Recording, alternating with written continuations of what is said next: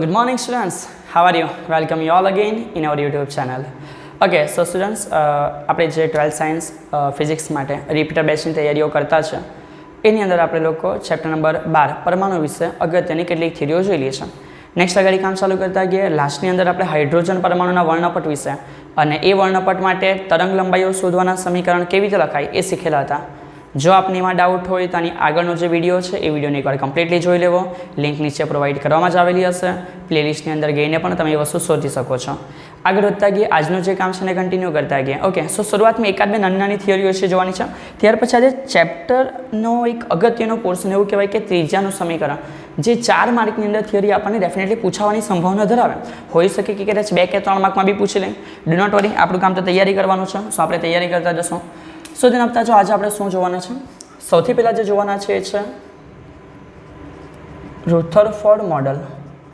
Right, મેં લાસ્ટના વિડીયોમાંની ચર્ચા કરેલી હતી કે આપણે આ જોવાના છે અને ઉપર તમને થોડો આઈડિયા આપેલો હતો. સો જસ્ટ ચેક કરી લો. આ વસ્તુ તમને ખાલી મૌલિકતાથી લખતા આવડવી જોઈએ. એની અંદર એટલો બધો કોઈ કોમ્પ્લિકેટેડ પાર્ટ નથી. રુથરફોર્ડે શું કીધું તો કે અમને એમણે સૌથી પહેલાં આ રીતની એક ચર્ચા કરી કે જેવી રીતે સૂર્ય છે અને સૂર્યની આજુબાજુ જે ગ્રહો છે એ પોતે ગતિ કરતા હોય અને એ જે વર્તુળાકાર ગતિ થવા માટે જવાબદાર વસ્તુ છે, પરિબળ છે, એ આ બેની વચ્ચે રહેલું ગુરુત્વાકર્ષી બળ છે.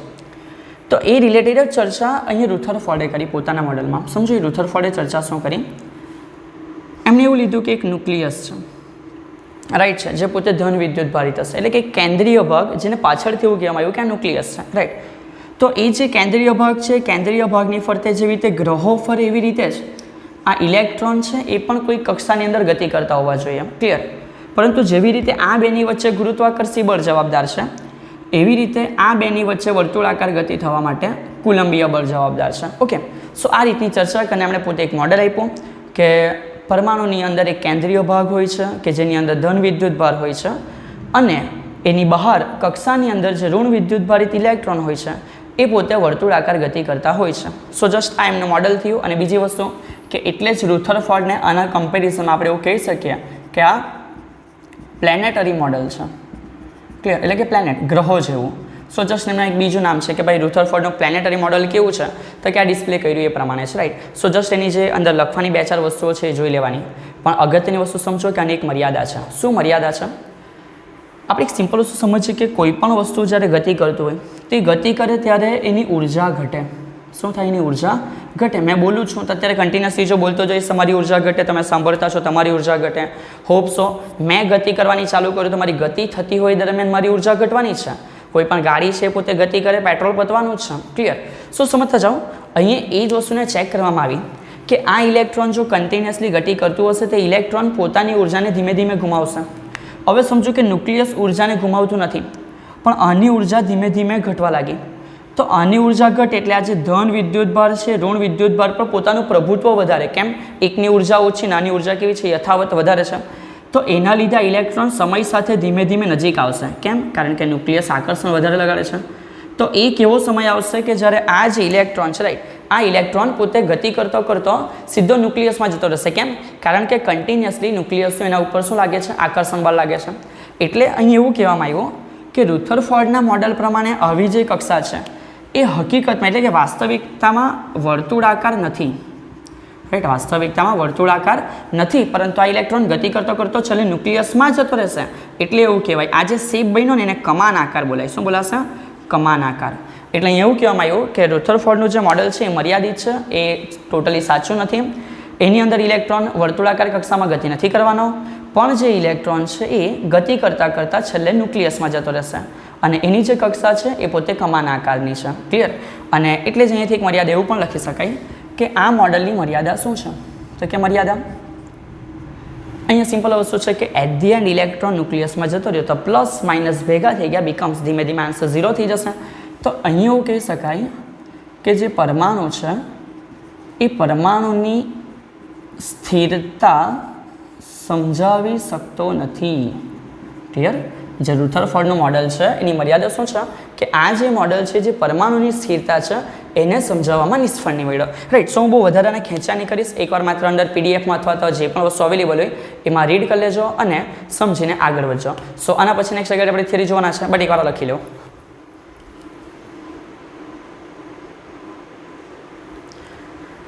ઓકે સો સ્ટુડન્ટ્સ કામ સ્ટાર્ટ કરતા ગયા અહીંથી નેક્સ્ટ ગાડી ફરી પાછું નોટ વ્યવસ્થિત ઓપન કરી દેજો, હાથમાં પેન પકડી લેજો. 2 માર્કની અગત્યની થિયરી જોવાના છે, રાઈટ.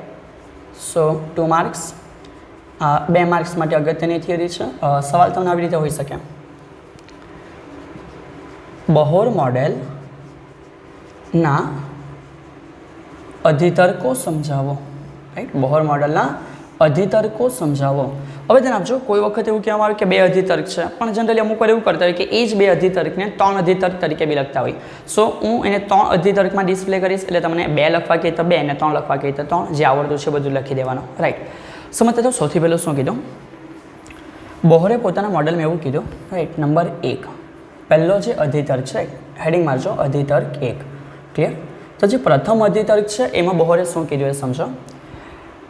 જે બી કંઈ કેન્દ્રીય ભાગ છે એ કેન્દ્રીય ભાગની આજુબાજુ અમુક એવી કક્ષા છે, અરે ધ્યાન આપજો, કેન્દ્રીય ભાગની આજુબાજુ અમુક એવી કક્ષા છે કે આવી કક્ષાની અંદર ઇલેક્ટ્રોન ગતિ કરે ત્યારે ઉર્જા ગુમાવતો નથી. ક્લિયર, મેં શું કેમ છું, આઈડિયા આવે છે ને. અમુક કેન્દ્રીય ભાગ છે, એ કેન્દ્રીય ભાગની ફરતે ઇલેક્ટ્રોન જ્યારે આ કક્ષામાં ગતિ કરશે ત્યારે પોતે ઇલેક્ટ્રોન ઉર્જા ગુમાવતો નથી. ક્લિયર, આ એમનો પ્રથમ અધિતર્ક છે. તો પર્ટિક્યુલરલી આવી જે કક્ષા છે કઈ છે એ બીજા અધિતર્કમાં કહેશે, પણ અત્યારે આપણે એટલું સ્વીકાર લેવાનું છે કે અમુક એવી કક્ષા છે કે જેમાં ઉર્જા ગુમાવતો નથી.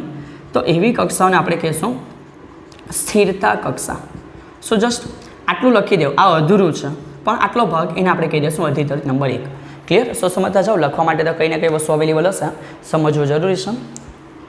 ન્યુક્લિયસના કેન્દ્રની ફરતે અથવા ન્યુક્લિયસની ફરતે અમુક એવી કક્ષાઓ હોય છે કે જે કક્ષાઓમાં ગતિ દરમિયાન ઇલેક્ટ્રોન પોતે ઉર્જા ગુમાવતો નથી, અને આવી જે કક્ષા છે એને આપણે શું કહેવાના છે, સ્થિરતા કક્ષા. તો નેક્સ્ટ અગાડી સમજતા જાઓ કે આ જ અધિતર્ક નંબર 1 એના પરથી આપણે આપેલું છે, અગાડીની ઘટના હતી એ છે અધિતર્ક નંબર 2. હવે આ જ મેઇન વસ્તુ છે કે ભાઈ આવી કક્ષા તો છે, તે કક્ષા કઈ છે કે જેમાં ઇલેક્ટ્રોન ઉર્જા ગુમાવતો નથી. તો એ એમણે બીજા અધિતર્કમાં કીધું. નાખજો, હું ઇક્વેશન લખું છું, ગુજરાતી સેન્ટેન્સ તમારે લોકોએ સમજતા રહેવું પડશે, રાઈટ. આ કેન્દ્રની આજુબાજુ જો આપણે જોવા જઈએ તો અનંત એવી કક્ષા હોય. અનંત એટલે કે તમે ગમે ત્યાં ડ્રો કરી શકો. ઓકે, ફોર એક્ઝામ્પલ તરીકે આ રીતે મેં કહી શકું કે કેન્દ્રની ફરતે ઇન્ફિનિટી એવી કક્ષાઓ આવેલી છે. તો અનંત એવી કક્ષા કેન્દ્રની આજુબાજુ આવેલી છે. તો અનંત એવી કક્ષામાંથી ઇલેક્ટ્રોન માત્ર એવી જ કક્ષામાં ગતિ કરે. હું બોલું છું, લખતા રહેજો, રાઈટ. ન્યુક્લિયસની ફરતે રહેલી અનંત એવી કક્ષાઓમાંથી ઇલેક્ટ્રોન માત્ર એવી જ કક્ષાઓમાં ગતિ કરે કે જ્યાં તેનું કોણીય વેગમાન, જેને આપણે L તરીકે રિપ્રેઝન્ટ કરશું, રાઈટ, કે જ્યાં તેનું કોણીય વેગમાન h/2π ના પૂર્ણ ગુણાંકમાં, એટલે કે ગુણ્યા પૂર્ણ ગુણાંક એટલે કે ગુણ્યા કોઈ બી એક સંખ્યા એટલે કે n હશે. ક્લિયર, એટલે કે એનો મિનિંગ આપણે એવું કહી શકીએ કે n = 1 2 3 to the infinity. Okay, સો ધ્યાન આપતા જાઓ. જસ્ટ આ એક સમીકરણ યાદ રહેવું છે ને, જેમાં બોલી ગયો એ કેવી રીતે છે ફરી પાછું એકવાર જોઈ લો.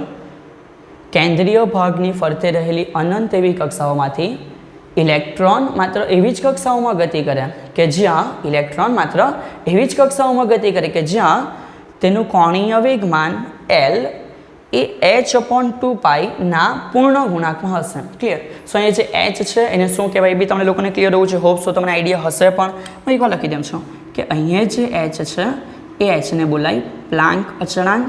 અને કાળજી રાખજો, હવે પછી જે દાખલા આવશે એમાં એની વેલ્યુ આવડવી જોઈએ. 6.625 625 × 10⁻³ જૂલ × સેકન્ડ. હવે એકમ કેવી થાય એ પછી કોઈ વખત બતાવીશ, અત્યારે જસ્ટ આવશું કમ્પ્લીટ કરી દઉં કે hની વેલ્યુ તમને લોકોને આવડવી જોઈએ. ઓકે, સો આ થયો પહેલો અધિતર્ક અને બીજો અધિતર્ક. એકચ્યુઅલમાં હું તમને કહેવા જામ તો આખો એક જ અધિતર્ક છે, પણ છૂટું પાડી દેવાનું, 2 અધિતર્ક થઈ ગયા. ક્લિયર. સો એ જો 2 અધિતર્ક થઈ ગયા હોય લખતા રહેજો, વ્યવસ્થિત રીતે અગત્યનો સવાલ છે. નેક્સ્ટ આગળ કન્ટિન્યુ કરતા ગયા ત્રીજો અધિતર્ક, રાઈટ. સો ધ્યાન આપતા છો. નંબર 3 શું છે, આકૃતિ જ સમજો, કારણ કે જે આકૃતિ છે ને એના ઉપરથી લખવાનું છે. હું ઇન્ડિવિજ્યુઅલી 2 કક્ષા દોરું છું, ધ્યાન આપજો, રાઈટ. અને એક કક્ષા કહી દે અને બીજી કક્ષા કહી દે. પણ અત્યારે આપણે એવું સમજશું કે આ બાજુ જે કક્ષા છે, રાઈટ, એના માટે ઉર્જા વધુ છે, અને અહીંયા જે કક્ષા છે એના માટે જે ઉર્જા છે એ ઉર્જા ઓછી છે. ક્લિયર થશે. આપણે 2 કક્ષા લીધેલી છે, એક માટે એવું ધારશું કે ઉર્જા વધારે છે અને એક માટે એવું ધારશું કે ઉર્જા કેવી છે, ઓછી છે. તો હવે સમજવું કે આ અધિતર્ક શું કહે છે. જ્યારે ઇલેક્ટ્રોન, રાઈટ છે, જ્યારે ઇલેક્ટ્રોન વધારે ઉર્જાવાળી કક્ષામાંથી ઓછી ઉર્જાવાળી કક્ષામાં આવશે. ક્લિયર?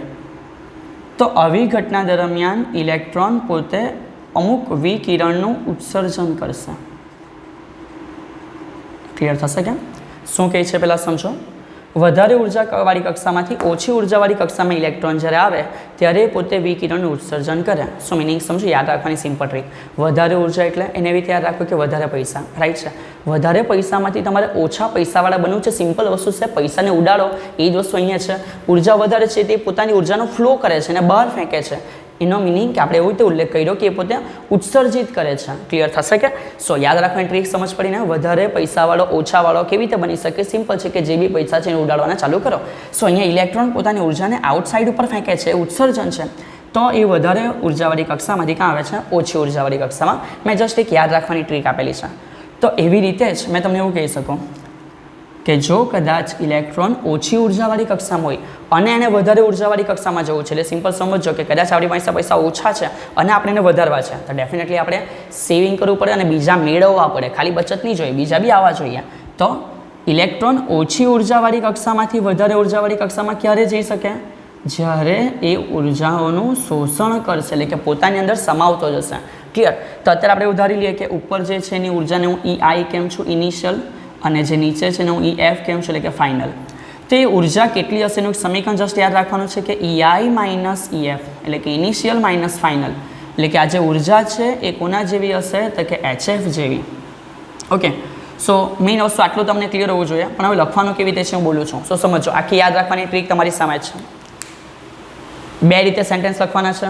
પહેલાં વધારેમાંથી ઓછા માટે અને પછી ઓછામાંથી વધારે માટે. રાઈટ? વરસાદ ચાલુ થયો, અવાજ આવતો હશે. ઓકે, સો ધ્યાન આપતા જાઓ. ઇલેક્ટ્રોન જ્યારે વધારે ઉર્જાવાળી કક્ષામાંથી ઓછી ઉર્જાવાળી કક્ષામાં સંક્રાંતિ કરે ત્યારે EI minus EK is equal two HF અનુસાર F આવૃત્તિવાળા ઇલેક્ટ્રોનનું અથવા તો ઇલેક્ટ્રોનની બોલાય ત્યાં એવું બોલાય કે વિકિરણનું શું કરશે? ઉત્સર્જન કરશે. એકવાર પાછું બોલું છું, લખી લેજો. રાઈટ? સાથે સાથે જ. ઓકે, ચાલુ કર્યું લખવાનું, સ્ટાર્ટ કરજો. જરૂરી વસ્તુ છે. ઇલેક્ટ્રોન જ્યારે વધારે ઉર્જાવાળી કક્ષામાંથી ઓછી ઉર્જાવાળી કક્ષામાં સંક્રાંતિ કરે ત્યારે EI minus EK is equal two HF અનુસાર F આવૃત્તિવાળા વિકિરણનું ઉત્સર્જન કરે. ક્લિયર? તો ડેફિનેટલી હવે જસ્ટ એનું ઊંધું લખવાનું છે. ઊંધું એટલે શું? તો કે એમાં જ નંબર 1 લખાઈ જાય, પછી નંબર 2. બીજો સેન્ટેન્સ, ઇલેક્ટ્રોન જ્યારે ઓછી ઉર્જાવાળી કક્ષામાંથી વધારે ઉર્જાવાળી કક્ષામાં સંક્રાંતિ કરે. ઇલેક્ટ્રોન જ્યારે ઓછી ઉર્જાવાળી કક્ષામાંથી વધારે ઉર્જાવાળી કક્ષામાં સંક્રાંતિ કરે ત્યારે સેમ જ સમીકરણ લખી શકો તમે. જસ્ટ અલ્ટરનેટ થઈ જશે કે ત્યારે આ I હોય ને ત્યારે આ F હોય, ચાલશે. ત્યારે EI minus EF is equal two HF અનુસાર F આવૃત્તિવાળા વિકિરણને પોતાનામાં સમાવવા, એટલે કે F આવૃત્તિવાળા વિકિરણનું શોષણ કરશે. ઓકે, સો મેં શું કહેવા માંગુ છું એ તમને આઈડિયા આવી ગયો હશે. સો આ રીતે અહીંયા બોહરના જે બી અધિતર્કો છે આપણે લોકોએ ક્લિયર કર્યા છે. બે અગત્યના સમીકરણ આવ્યા છે, આ પહેલું અને આ જે છે બીજું. સો આ બંને સમીકરણોનો યુઝ કરીને જ અને પછી બીજી બે અગત્યની 4 માર્કની થિયરીઓ થવાની છે. સો વ્યવસ્થિત રીતે આને એકવાર કમ્પ્લીટ કરી દેવું અને લખી નાખવું. ઓકે, સો નેક્સ્ટ આગળ કામ ચાલુ કરતા ગયા. હેડિંગ લખી દો 4 માર્ક તરીકે થિયરી. સો 4 માર્કમાં નહીં આવે તો ઓછા માર્કમાં આવશે, 3 માર્કમાં આવશે. આવડવું જોઈએ ને, આપણે તો ગમે ત્યાંથી 33 ભેગા કરી નાખવાના છે. આ વખતે ટાર્ગેટ હોવો જોઈએ. ઓકે, સો ધેન આપતા છો નેક્સ્ટ આગળ આપણે શું જોવાના છે? અહીંથી આગળ આપણે જોવાના ઇલેક્ટ્રોન જ્યારે કક્ષાની અંદર ગતિ કરે ત્યારે કક્ષાની અંદર ગતિ કરતી વખતે એની કક્ષાની જે ત્રિજ્યા છે એની વેલ્યુ ફાઇન્ડ આઉટ કરશું. રાઈટ? સો અત્યારે મતલબ કે હેડિંગ તરીકે શું લખવાનું છે? તો કે થિયરી તો 4 માર્કમાં અગત્યની છે જ, બટ એના હેડિંગ તરીકે એવું લખો, પરમાણુમાં ઇલેક્ટ્રોનની કક્ષીય ત્રિજ્યાનું સમીકરણ. ક્લિયર કે? પરમાણુમાં ઇલેક્ટ્રોનની જે કક્ષીય ત્રિજ્યા છે એ કક્ષીય ત્રિજ્યાનું આપણે શું જોવાના છે? સમીકરણ. રાઈટ? સો ધ્યાન આપતા જો અહીંથી કેવી રીતે વસ્તુ જોવાના છે. સૌથી શરૂઆતમાં આપણે અમુક વસ્તુ ધારી લેશું. સમજો કે આ એક ન્યુક્લિયસ છે. ક્લિયર? હવે ન્યુક્લિયસ કોઈનું બી હોઈ શકે. સો કોઈનું બી એટલે માની લો કે જે બી તત્વ છે એનો પરમાણુ ક્રમાંક કંઈક તો હશે ને, તો Z એનો પરમાણુ ક્રમાંક હોય. રાઈટ? તેનો વિદ્યુતભાર કેટલો થાય? Ze. કેમ? પરમાણુ ક્રમાંક Z એટલે પ્રોટોનની સંખ્યા કેટલી હોય? Z. અને એક પ્રોટોનનો વિદ્યુતભાર E આવે, ઇલેક્ટ્રોન જેવો જ. એટલે સેન્ટરની અંદર કેટલો ધન વિદ્યુતભાર હોય તો કે Ze. સો આપણે ધારી લીધું કે Z પરમાણુ ક્રમાંકવાળું એક તત્વ છે, તેનો કેન્દ્રીય વિદ્યુતભાર કેટલો થવાનો Ze. અને સમજો કે એની આજુબાજુ કક્ષાની અંદર કોઈ ઇલેક્ટ્રોન ગતિ કરતો છે, તો આ જે ઇલેક્ટ્રોન છે એના માટે આ જે ડિસ્ટન્સ રેડી થયું એની ત્રિજ્યા છે, જેને હું અહીંયાથી રિપ્રેઝન્ટ કરીશ R વડે. તો જસ્ટ મગજમાં એટલું ક્લિયર રાખો કે આપણે આરની વેલ્યુ ફાઇન્ડ આઉટ કરવાની છે, રાઈટ. અહીંથી આપણે એવું ધારી લઈશું અથવા તો જોતા ગઈએ કે જે તત્વ છે એ તત્વ માટે આપણે પરમાણુ ક્રમાંક ધારી લીધેલો છે, કે જે પરમાણુ ક્રમાંક છે એ તત્વનો પરમાણુ ક્રમાંક Z છે, રાઈટ. માટે જે કેન્દ્રીય વિદ્યુતભાર છે એ કેન્દ્રીય વિદ્યુતભાર કેટલો થઈ જશે તો કે Ze. બરાબર છે. બાહ્યતમ કક્ષામાં ઇલેક્ટ્રોનની જે ત્રિજ્યા છે R છે. શું લખી દેમ છું કે ઇલેક્ટ્રોનની કક્ષીય ત્રિજ્યા એ આપણું મુખ્ય એમ છે, કે જેની વેલ્યુ આપણે ફાઇન્ડ આઉટ કરવાની છે. ક્લિયર? કોઈ બી કક્ષા હોઈ શકશે. ક્લિયર? અને નેક્સ્ટ આગળ વધ્યા ઇલેક્ટ્રોનનું કંઈક દળ હોય તે પણ ધારી લે કે ઇલેક્ટ્રોનનું કંઈક દળ હશે, તે દળને આપણે લોકો આ થિયરીની અંદર સ્મોલ m તરીકે પ્રેઝન્ટ કરશું. ઓકે, તો જસ્ટ બેઝિક આટલી જ વસ્તુ આવી રીતે લોકો કોઈ ઇશ્યુ નથી, આપણે તો વ્યવસ્થિત થિયરી આન્સર સુધી પહોંચવી જોઈએ. તો આવી બધી વસ્તુના વર્ણન તમે લાઇનમાં બી કરી શકો છો, આ રીતે બી કરી શકો છો, થવા જોઈએ. ચલો હવે ધ્યાન આપતા જાઓ અગત્યની વસ્તુ, આ વસ્તુ ક્લિયર રાખવાની. કોઈ બી વસ્તુ કેમ ગોળ ફરે તો કે એમાં અમુક જ રીઝન કામ કરતા હોય. એમાં બે રીઝનની ચર્ચા કરી લઉં. ગ્રહો હોય ને તો એ ગોળ ફરતા હોય કેન્દ્રગામી બળના લીધે, અને એ કેન્દ્રગામી બળ એટલે ગુરુત્વાકર્ષી બળ. પણ જો ઇલેક્ટ્રોન ગોળ ગોળ ફરતા હોય એટલે કે વર્તુળાકાર ગતિ કરતા હોય તો ત્યારે બી કેન્દ્રગામી બળ જ આવે, પણ એ કેન્દ્રગામી બળ કુલંબીય બળ હોય. ક્લિયર છે? શું લખતા જવાનું કે જે ઇલેક્ટ્રોન છે એ ઇલેક્ટ્રોનની જે વર્તુળાકાર ગતિ છે, વર્તુળાકાર ગતિ માટે કુલંબીય બળ જવાબદાર છે, રાઈટ છે. ઇલેક્ટ્રોનની વર્તુળાકાર ગતિ માટે કયું બળ જવાબદાર છે? કુલંબીય બળ જવાબદાર છે, જે કેન્દ્રગામી બળ છે. અથવા તમે એવું પણ લખી શકો કે ઇલેક્ટ્રોનની વર્તુળાકાર ગતિ માટે જવાબદાર કેન્દ્રગામી બળ એ કુલંબીય બળ છે. કોઈ બી રીતે લખાવવું જોઈએ, રાઈટ. સો અત્યારે હું લખીશ કે કેન્દ્રગામી બળ, રાઈટ, ઇઝ ઇક્વલ ટુ કુલંબીય બળ. કુબળની કુલંબીય બળ. કાળજી રાખજો, શોર્ટમાં બધું નહીં લખતા, માર્ક કાપી લેશે તો પછી મને નહીં કહેતા. તો જે કેન્દ્રગામી બળ છે એનું સમીકરણ આ યાદ રાખજો, કે યાદ હોવું જ જોઈએ, mv²/r. આ વસ્તુ તમને ક્લિયર હોવી જોઈએ, યાદ રાખી લો. જો 11માંથી આવેલી છે, સો પછી પૂછે તો ક્લિયર. કેન્દ્રગામી બળનું સમીકરણ શું આવે? mv²/r. m એટલે જે ગોળ ફરતો છે, કોણ ગોળ ફરતો છે? ઇલેક્ટ્રોન. તો ઇલેક્ટ્રોનનો દળ છે. વેગ એટલે જે ગોળ ફરતો છે એનો વેગ, અને r એટલે કે એની ત્રિજ્યા, રાઈટ. અને કુલંબીય બળ તો તમને લોકોને ક્લિયર જ છે, k q1q2/r². તો હું લખું છું k. q1 એટલે પહેલો વિદ્યુતભાર, તો સેન્ટરમાં જે વિદ્યુતભાર છે એ કેટલો છે? Ze. અને જે બીજો વિદ્યુતભાર છે ઇલેક્ટ્રોન પોતે છે, અને છેદમાં બેની વચ્ચે જે અંતર છે એ r એનો સ્ક્વેર. સો અહીંયાથી ઇઝીલી કહી શકો કે એક એક r તમારો કેન્સલ આઉટ થઈ જવાનો છે, રાઈટ. સો અહીંયાથી આ એક r અને આ એક r કેન્સલ આઉટ થઈ ગયેલો છે. ઓકે, આ એક r ઉપર આવી જાય. ઓકે ને? તો હું અત્યારે તમને એવું કહી શકો કે માટે mv² એક r ઉપર આવી ગયો. આ k ની વેલ્યુ મને મૂકવાની ઈચ્છા થાય તો 1/4πε0. હોપ સો તો મને સમજી શકતા હશો. ક્લિયર? Z અને e બે વાર છે તો Ze². આઈડિયા આવે છે કેવી રીતે થિયરી આગળ ચાલે છે ધીમે ધીમે, રાઈટ. ચલો આટલું થઈ જાય ત્યારે સમીકરણ નંબર 1 આપી દેવાનું છે. હવે અહીંયાથી આપણે લોકો ઉપયોગ કરવાના છે બોહરનો અધિતર્ક નંબર 1નો. શોધન આપતા જાઓ. અધિતર્ક 1 અથવા તો અધિતર્ક 2 જે બી લખો હોય, અધિતર્ક 1 અથવા 2 પરથી, રાઈટ, બંને ચાલી જશે. તો એના ઉપરથી આપણને એવું ખબર છે કે L = NH/2π. તો ધ્યાન રાખજો કે જે કોણીય વેગમાન છે એનું 11મા ધોરણમાં સમીકરણ આવી ગયેલું, mvr = NH/2π. કેમ? કારણ કે જે L છે એનું જ સમીકરણ આવે mvr, કોણીય વેગમાન, રાઈટ. તો mvr = NH/ શું થઈ જવાનું? 2π. સો અત્યારે મેં એવું કહી શકું કે કદાચ આપણે જો વેલ્યુ મૂકી હોય તો મેં વીને સૂત્ર કરતાં બનાવજો, તો જ્યાં જ્યાં વી હોય તો અમે શું લખીશે? NH/ આ m અને r કાં જતા રહ્યા નીચે, એટલે કે m r અને શું થઈ ગયું? 2π. અને હું કહી દેવા સમીકરણ નંબર 2. સો જસ્ટ નહીં આપણે કરવાનું શું છે સમજો. અહીંયાથી નેક્સ્ટ ગાડી. ઓકે, એક કામ કરજો ને, પહેલાં આટલું લખી લેજો, કારણ કે મારે શીખવું પડશે, રાઈટ. સો લખતા જાઓ, પૂછ કરીને લખી દેજો, પછી આગળ કન્ટિન્યુ કરશું. ઓકે, સજન આપતા છો. શું કરવાનું છે અહીંથી? જસ્ટ આપણે એટલું કરશું કે જે સમીકરણ 2 ની અંદર વેલ્યુ આવી એને સમીકરણ 1માં મૂકશો, રાઈટ. તો સમીકરણ 2 ને 1માં મૂકતા. ચલો હવે ધ્યાન આપતા જાઓ કેવી રીતે મૂકું છું. m છે, r છે, તો m r. હવે સમજો કે જે વીનો વર્ગ છે એનો મિનિંગ કે આખી વેલ્યુનો વર્ગ કરી દેવાનો. તો હું વીનો વર્ગ લખું છું, એન સ્ક્વેર એચ સ્ક્વેર છેદમાં છે એમ છે એટલે કે એમનો પણ સ્ક્વેર, આરનો પણ સ્ક્વેર, 2નો વર્ગ 4 અને પાઈનો સ્ક્વેર. સમજી ગયા મેં શું કર્યું? આ પહેલાંની અંદર આપણે વીની વેલ્યુ મૂકી અને એ વીની વેલ્યુ જ્યારે મૂકી ત્યારે એનો વર્ગ કરવાનો છે. સો જસ્ટ એ વીની વેલ્યુનો વર્ગ એટલે કે બધાનો વર્ગ મેં લખી નાખ્યો એન સ્ક્વેર એચ સ્ક્વેર એમ સ્ક્વેર આર સ્ક્વેર 2નો વર્ગ 4 અને પાઈનો સ્ક્વેર અને ઇઝ ઇક્વલ ટુ સામે તો આવું છે 4 પાઈ એપ્સિલોન 0 ઝેડ ઈનો સ્ક્વેર. સો હવે ચેકઆઉટ કરો કે કેટલી વસ્તુ કેન્સલ થઈ છે. એક એમ કેન્સલ થઈ ગયો અને એક આર કેન્સલ થઈ ગયો, રાઈટ. સો એ પણ જોઈ લો, બતાવી દઉં છું. હું એવું કહી શકું, રાઈટ, શું કે એક એમ અને એક એમ કેન્સલ, એક આર અને એક આર કેન્સલ. ઓકે, આ બાજુથી 4 અને 1 પાઈ કેન્સલ, 4 અને 1 પાઈ કેન્સલ. તો જે પહેલાં વધેલું છે હું લખી દઉં છું. ઉપર વધ્યું એન સ્ક્વેર એચ સ્ક્વેર, નીચે જે વધેલું છે એકવાર એમ દેખાય છે, એકવાર આર દેખાય છે, એકવાર પાઈ દેખાય છે. આ બાજુની સાઈડે ચેક કરો, ઉપર ઝેડ ઈ સ્ક્વેર છે અને નીચે એપ્સિલોન 0 છે. સો જસ્ટ આપણે ત્રિજ્યા લાવવાની છે, આરને સૂત્ર કરતા બનાવો, ચોકડી ગુણાકાર, વધેલું ઘટેલું ઉપર નીચે આજુબાજુ લેવાનો. સો આ આર આ બાજુ જાય, આ બાજુ જાય ને આ નીચે આવે, તો ફાઇનલ આન્સર પહેલાં ઉપર ગયો n square H square epsilon 0 ઉપર ગયો ને, અને આ નીચે આવે તો હું લખી શકું કે પાઈ, ઓકે રાઈટ રાઈટ, પાઈ ઝેડ ઈ સ્ક્વેર એમ. રિંગટોનની જેમ તમને યાદ રહી જવું જોઈએ, ગીત ગાવ ને એવી રીતે મોડે કરી નાખવાનું sir. R is equal to N square H square epsilon 0 upon pi Z E square M. હા કે ના? આવડશે ટેન્શન નહીં લો, થઈ જશે. ઓકે, સો ધ્યાન આપતા જાઓ, સિમ્પલ અગત્યનું સમીકરણ છે, તમને લોકોને ક્લિયર હોવું જોઈએ. અહીંયા આવી જાઓ તો લખી દેવાનું કે જે કક્ષીય ગતિ કરતા ઇલેક્ટ્રોન માટે ત્રીજાનું સમીકરણ છે.